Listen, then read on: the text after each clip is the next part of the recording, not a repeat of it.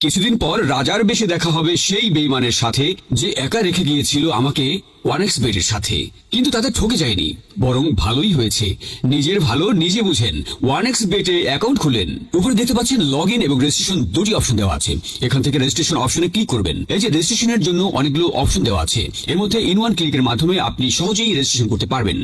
তাহলে in one click অপশনে click করবেন। এখানে কান্ট্রি বাংলাদেশ রাখবেন, বাংলাদেশি টাকা বিডিটি থাকবে, নিচে স্পোর্টস এরকমই রাখবেন। তারপর এখানে প্রোমো কোড দিতে হবে যাতে আপনার অ্যাকাউন্ট ফুল ভেরিফাইড হয়। এই প্রোমো কোডটি দিলেই আপনি বিভিন্ন পেমেন্ট মেথডের মাধ্যমে 24 ঘন্টায় ডিপোজিট ও উইথড্র করতে পারবেন। প্রতি সপ্তাহে বোনাস সহ অ্যাকাউন্ট খোলার সাথে সাথেই 100% বোনাস পাবেন।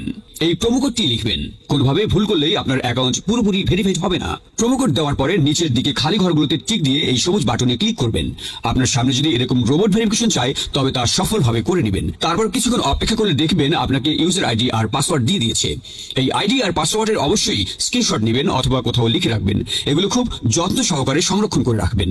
তারপরে নেক্সট বাটনে ক্লিক করে লগ ইন অপশনে ক্লিক করে অ্যাকাউন্টে লগ ইন করবেন। এখন অ্যাকাউন্ট ভেরিফাইয়ের পালা। এজন্য নিচে মেনু বাটনে ক্লিক করে উপরে ইউজার আইডিতে ক্লিক করলে এরকম একটি পেজ দেখতে পাবেন। এখান থেকে এনআইডি কার্ড ও মোবাইল নাম্বার ভেরিফাই করে নিতে হবে। এই যে দেখতে পাচ্ছেন ফোন নাম্বার লিংকে ক্লিক করবেন।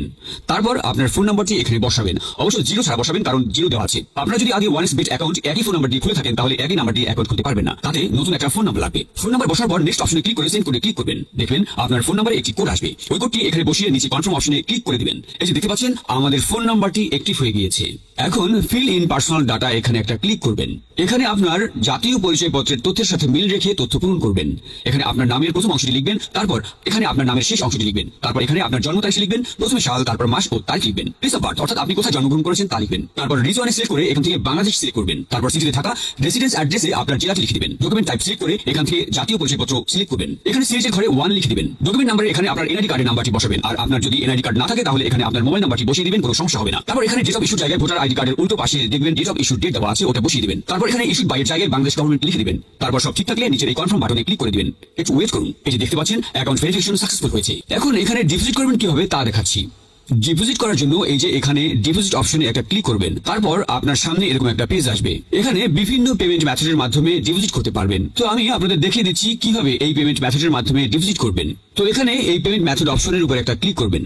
ক্লিক করার পরে প্রথমে এখানে দেখতে পাচ্ছেন মিনিমাম 300 টাকা ডিপোজিট করতে পারবেন। মানে এখানে সর্বনিম্ন 300 থেকে যত ক্যাশ আউট করা যায় তত টাকা ডিপোজিট করতে পারবেন। এখানে এই যে দেখতে পাচ্ছেন তারা একটি পেমেন্ট মেথড এজেন্ট নাম্বার দিয়ে রেখেছে। এই এজেন্ট নাম্বারেই আপনাকে ক্যাশ আউট করতে হবে। তো আমি এই নাম্বারটি কপি করে চলে যাব এই পেমেন্ট মেথডের ক্যাশ আউট অপশনে। তো দেখতে পাচ্ছেন আমাদের ক্যাশ আউট সফল হয়েছে। এখানে দেখতে পাচ্ছেন ক্যাশ আউট করার পর তারা আমাদের একটা ট্রানজাকশন আইডি দিয়েছে। এখান থেকে এই ট্রানজাকশন আইডিটি কপি করে চলে যাবেন সেই আগের অপশনে। যাওয়ার পর এই যে উপরে আপনি যত টাকা ক্যাশ আউট করেছিলেন তা লিখবেন। তো আমি যেহেতু 5500 টাকা করেছি তাই 5500 টাকা লিখলাম। তারপর আমরা যে ট্রানজাকশন আইডি কপি করে নিয়ে এসেছি সেই ট্রানজাকশন আইডি এখানে বসাবো। এরপরে এই পেমেন্ট মেথডের ওয়ালেট নাম্বার, মানে আপনি যে নাম্বার থেকে ক্যাশ আউট করেছিলেন সেই নাম্বারটি এখানে লিখে দিবেন। এরপরে নিচে কনফার্মে ক্লিক করে দিবেন। কনফার্মে ক্লিক করার পর আপনাদের সামনে ডিপোজিট সাকসেস নামে এরকম লেখা আসবে। তার মানে আপনাদের ডিপোজিট রিকোয়েস্ট সফলভাবে তাদের কাছে চলে গিয়েছে। তারপর 5 থেকে 10 মিনিট পর দেখবেন আপনার অ্যাকাউন্টে টাকাটা যোগ হয়ে গিয়েছে। ভিউয়ার্স, এই সাইটগুলোতে খুব নিরাপদে টাকা আদান প্রদান করবেন। যদি স্ক্রিনের প্রোমো কোড দিয়ে অ্যাকাউন্ট খোলেন তবে অবশ্যই আপনার অ্যাকাউন্ট ও টাকা সবসময় নিরাপদেই থাকবে। তো ভিউয়ার্স, এভাবেই আপনি অনেক টাকা কামাতে পারবেন। আপনাকে অনেক ধন্যবাদ।